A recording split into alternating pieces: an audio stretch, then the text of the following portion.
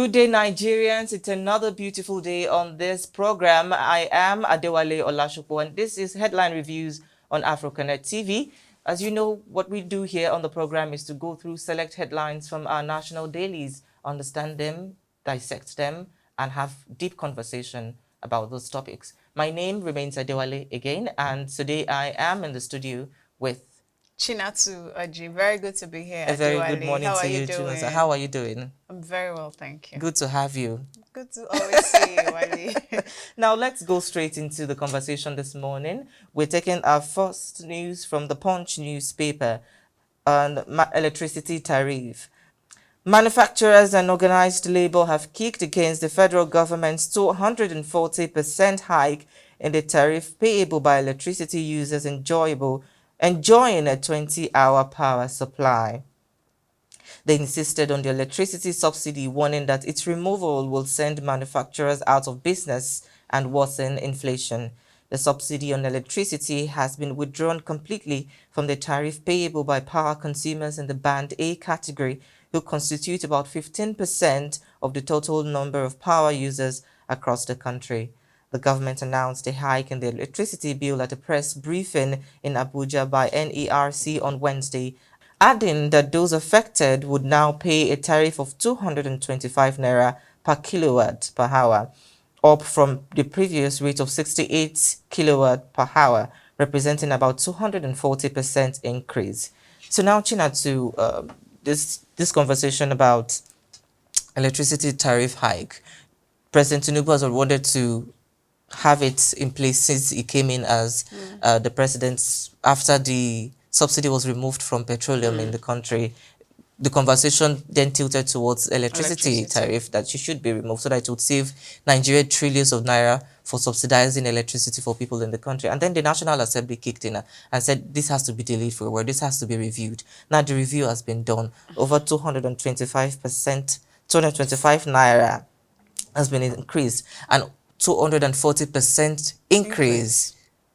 Is that justified? We can understand that, of course, we're looking for the government to cut down spending. But the essence, what I can deduce from this is that we're cutting down spending on what is not really the most important or the priority things we should be doing. So I think the conversation has to be about what exactly is the government cutting down on cost of governance. If you said you don't want to subsidize petroleum again, you don't want to subsidize electricity again. What exactly is the population? Is the population benefiting from the government? Because the essence of the government is to benefit the people, to make sure that people's lives and properties are protected. We're talking about security, and people are able to purchase the things that they should be able. Electricity is a need for people in Nigeria, not only for businesses, but for homes, for different kind of businesses establishment. So this is a priority for the government to make sure that this is provided to people at a reduced price. Now this is going off. So if you're taking this and then you one time we'll hear that the government has raised revenue generation. This is where you're generating your revenue from, because you're not doing what you're supposed to do for the people. So you're giving it with one hand and then you are taking with another. First we had fuel subsidy and now electricity subsidy. What else will we have soon? Because I mean, this is just within 3 months and we're having all of this happen. So what is the fate of Nigerians? For a government that says they listen to the cries of the people, I am wondering, does the cry sound like happiness or laughter? Exactly. Because for this to be happening, it means a lot of things are not being put into consideration. No matter how you look at it, Wale, like you said, you're giving from this hand. I mean, it is beautiful. We want to cut down costs. I mean, we talk about the government trying every measure to cut down costs. We've spoken about that here. But then how are we cutting down this cost? We are making life even harder for the mere man. From 68 naira to 240. That's a lot. It's outrageous. It is outrageous. You can't be pushing the prices to the people. And then how do you want them to survive? I mean, people were literally struggling to even pay the other one. And now this. And by right, we should even have 24 hours electricity supply. We are not even having that. But we are asked to now pay this. And the truth is, it will become mandatory. I remember when the estimated bill was a thing, so you know how people had to suffer for that. And now we are now seeing this also happen. When does it end? Where does it even stop? Exactly. It just feels like it keeps happening and nobody is saying anything. And there's a thing with Nigerians, I think we keep adjusting. we keep adjusting. So there's no point when Nigerians say, oh, this is a lot.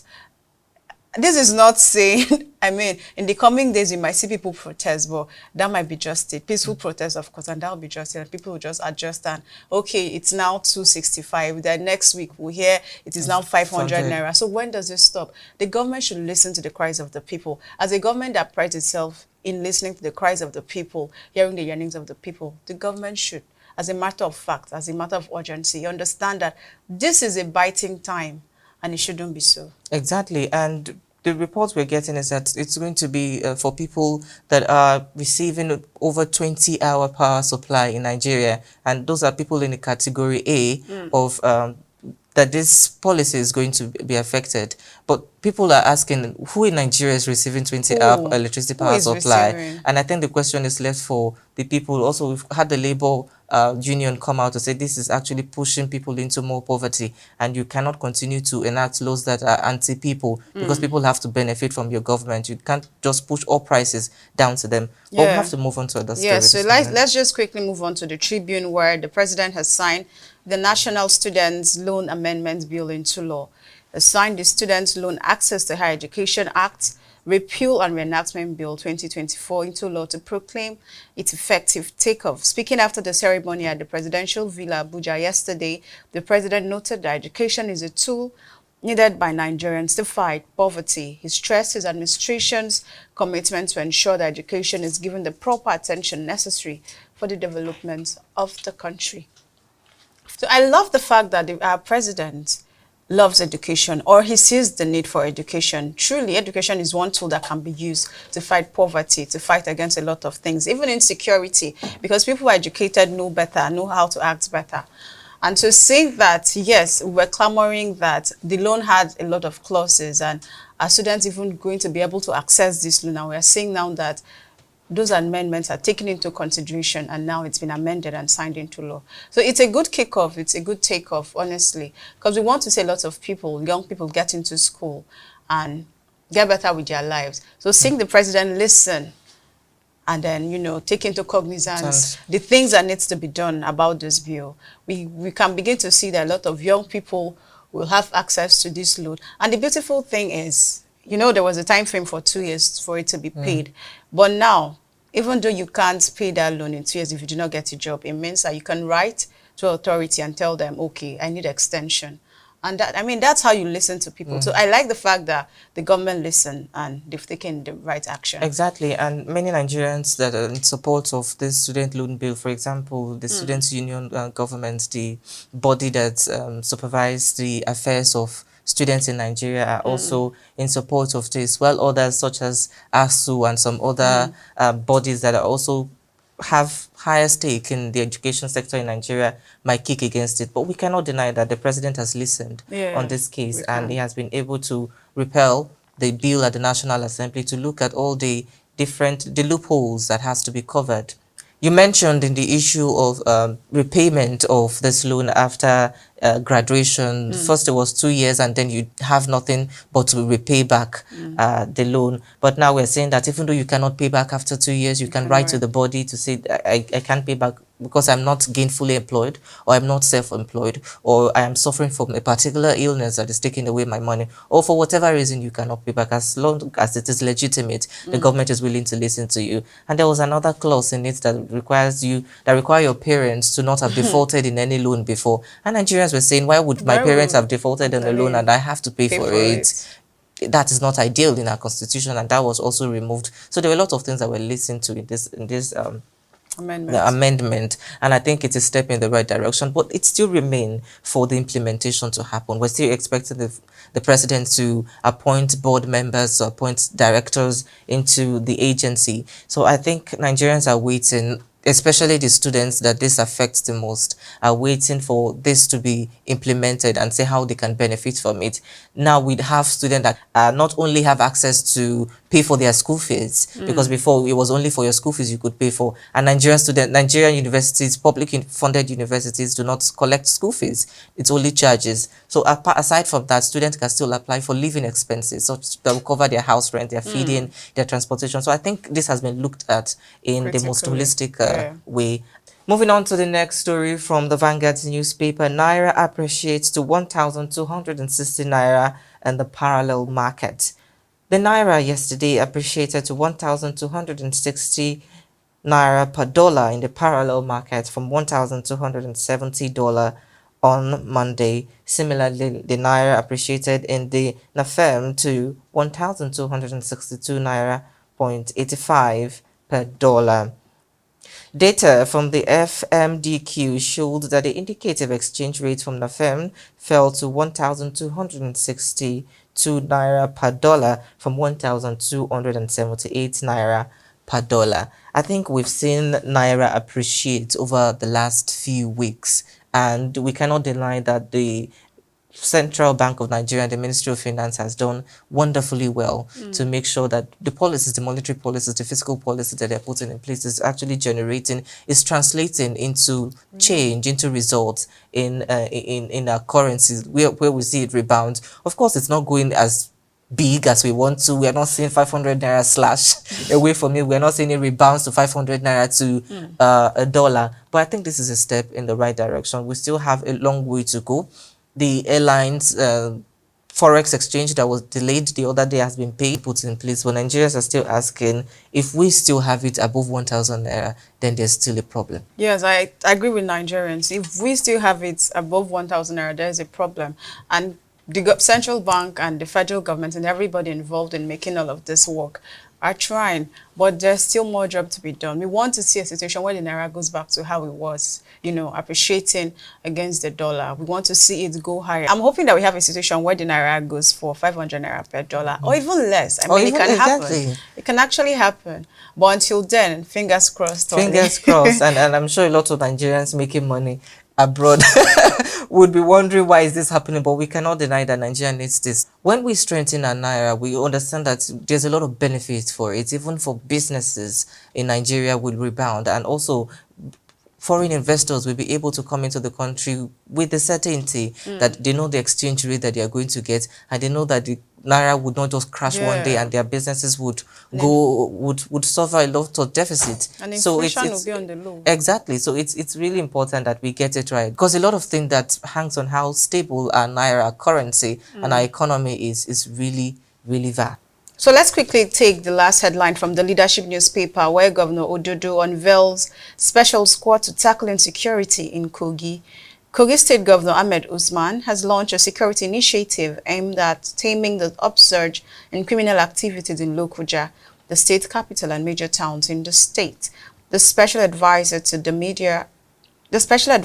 media to the governor, Ismailia Issa, said the operation, codenamed Metropolitan Quick Response, is in partnership with Rapid Response Squad of the Nigerian Police Force (MPF) and the Joint Task Force of Security Agencies in the state. At the flag off of the initiative at the Government House in Lokoja, Governor Ododo restated the commitment of his administration to deal decisively with criminals in the state. First off, I must give a thumbs up to Governor Ododo Usman for this laudable initiative. I love it when heads of states, or governors rather, take up initiatives to ensure that the security of life and property of the people within them or in their custody are safeguarded. It means that the government is listening. And seeing Kogi State, I mean, we've heard lots of stories around, crime rates being on the rise in Lokoja recently. But seeing this rapid response from the governor, it just tells us that people are on their toes working, and they want to ensure that things are going right in the state. We were talking about the issue of Joint Task Force, JTF, the other day. And truthfully, all of those things are things that we need. We cannot just rely on Nigerian Police Force to give us all the security we need. They too have their own. But things can get better with, partnerships, more support, more security outfits coming together to do this. So seeing the governor set this up, it just means that he's taking security issue in the state very seriously, and especially in the capital of the state very seriously. So it's a really laudable initiative, and I hope that other governors in Nigeria take up initiative like this without having to wait for the federal government to, do one thing or the other. I think, just like you mentioned, this is a step in the right direction. Just like we've always reiterated, security has to be local. It's very important that the security of a state is secured, especially a central state like Kogi State, where other states are connect to Connect, it, yeah. So, and of course, the Federal Capital Territory also connects to the Kogi State, and I think it's very important because as a state governor, you're the chief Chief security security officer officer. of your state, and I think the governor has taken the bull by the horn, and he's making sure that he is putting things in place, measures in place, because we've seen the issue of insecurity in Nigeria taking a very rapid change or even growth, if we can call it that. And it's not only limited to issue of robbery, Robbery. or we've seen things like banditry right now. We've seen things like farmers and herders clashes in the country. We've seen things like kidnapping. Kidnapping today is not the same how it used to be 10 years ago. So if we're having these changes, if we're having these